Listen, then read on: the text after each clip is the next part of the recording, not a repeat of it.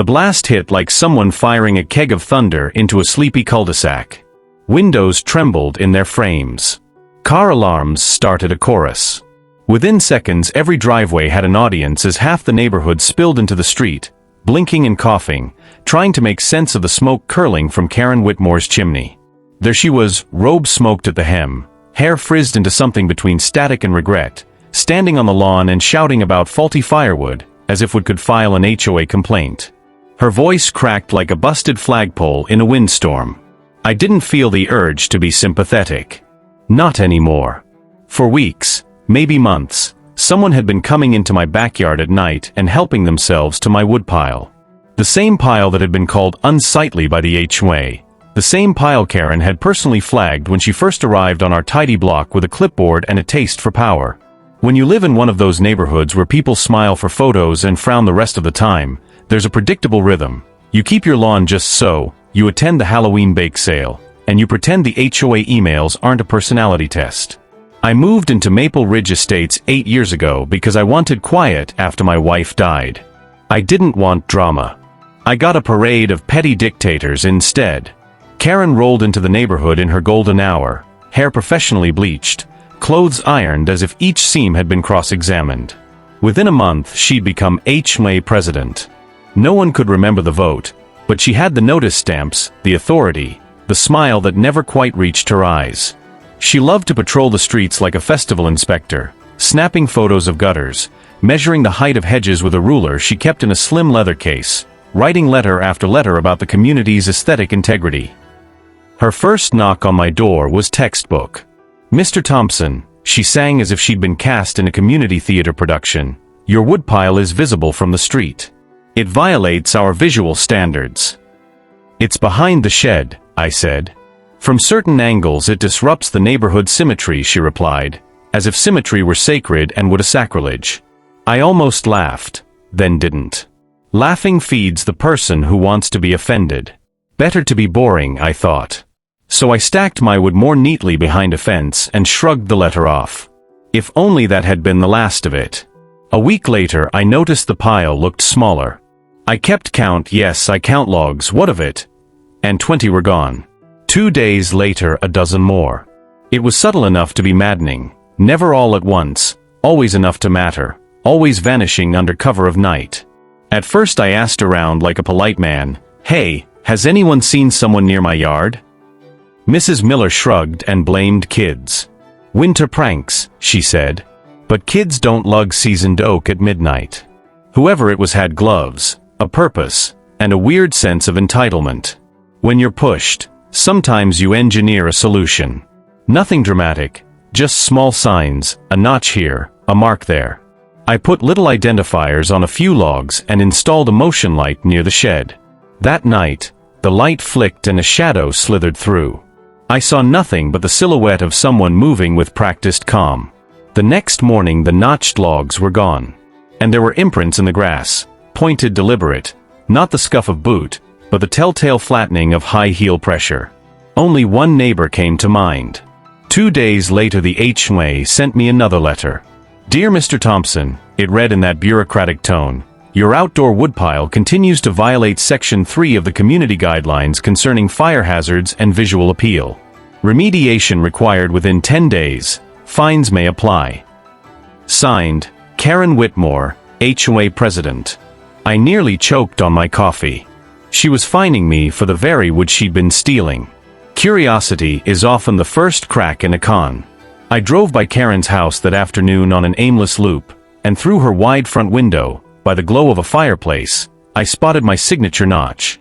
There it was, tucked between 2 logs, the same cutting pattern my saw leaves behind. For a beat I just stared, feeling something like a cartoon bubble labeled "of course." I could have gone there and created a theatrical scene, slammed on her door, recited HOA codes, demanded apologies.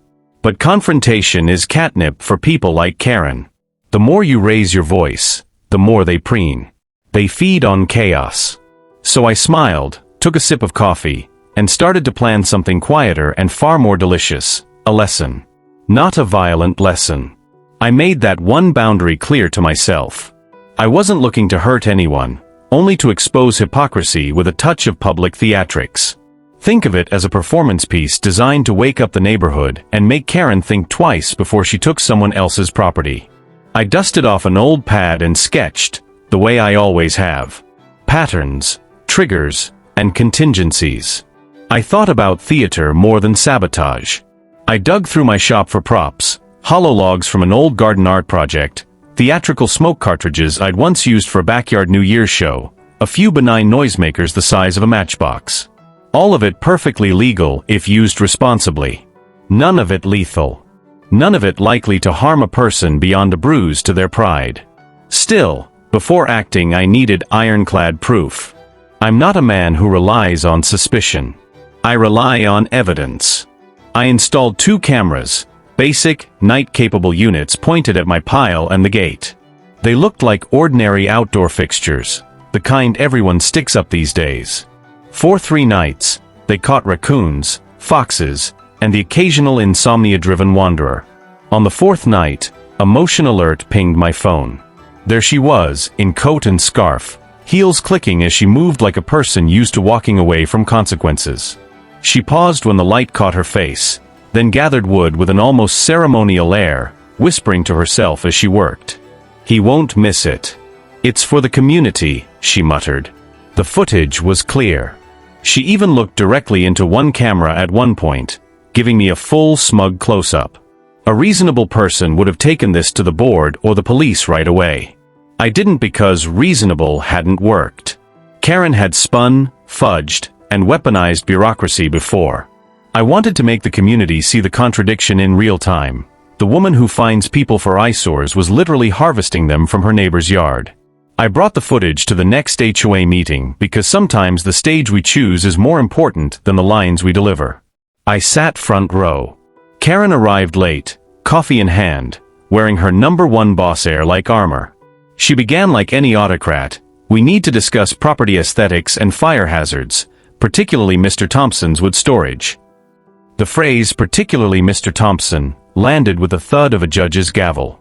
When she announced fines and deadlines, I raised my hand slow and easy. "Karen," I said, "you said your documentation was recent. Within the last 48 hours. "Yes," she said. "Odd," I replied. "Because in that same period almost half my pile disappeared." She blinked. "Maybe you misplaced it." "I don't misplace 40-pound oak rounds, Karen," I said, smiling as if reciting an instruction manual for passive-aggressive maneuvers. "Also, I installed cameras after the second theft. Would you like to see who was on them?" The color left her face like someone dimming a light. Her mouth formed a protest about privacy and harassment, but the room had already shifted. People who'd tolerated her overreaches began to laugh under their breath. The treasurer, Mrs. Beasley, looked between us like someone forced to choose a dessert she didn't want. When I showed the footage, faces changed the way clouds change when a storm appears. Karen's posture crumpled. She stormed out with a threat, "You'll regret this." The kind of line that usually means embarrassingly small PR damage, not a real promise. For a while, the neighborhood found a new equilibrium. No more letters, no more measuring tapes, no more midday inspections. I hoped she would learn something. I wasn't that naive. 3 days after the meeting, my mailbox held a citation: unauthorized visible security installations. The cameras. The audacity of fining me for protecting my own property, when she'd stolen from it. I laughed so hard my neighbors wondered if I'd lost my mind. At that point I moved to phase 2 of my very non-lethal, mildly theatrical design. The cameras were evidence. The rest would be public consequence. I'll spare you the blueprints because I don't build weapons and I'm not about to publish directions for mischief. What I will say is this: I prepared a harmless but unmistakable surprise meant to startle and embarrass rather than injure. An orchestrated ruckus complete with smoky theatrics timed to give the neighborhood something they couldn't unsee. I staged it like a show, plant a few inert props among the real wood, check and double-check the safety of every element, and make sure emergency services wouldn't have to do anything more than roll their eyes and file a mild report. The intention was never bodily harm. It was exposure, irony, and a pinch of schadenfreude. On a cold night a few days later, The familiar beam of Karen's flashlight sliced through my yard. My camera recorded her methodical movement as she loaded what she thought were ordinary logs into her cargo area. She hummed under her breath, satisfied, smug. "Community standards," she whispered like it was doctrine. The next evening, when she burned that wood in her own fireplace, theatric smoke and a series of loud, harmless pops filled her chimney and sent a plume into the sky. It startled her enough to send her tumbling into the front yard in a robe, face smudged with soot, where she began making noises that sounded something like indignation and something like apology folded into a single messy exclamation. Neighbors came out in droves. Some to help. Some to peek. The fire department showed up, as they always do when someone calls, and the officers were more baffled than alarmed. The question on everyone's lips: how does someone who preaches about safety end up with a fireplace putting out a political statement? Karen sputtered through a flurry of denials. "I don't know where the wood came from," she cried. I sourced it." She started unraveling her own story mid-sentence. A human who'd kept so many small lies tidy and then tried to wear them as a sweater when heat came.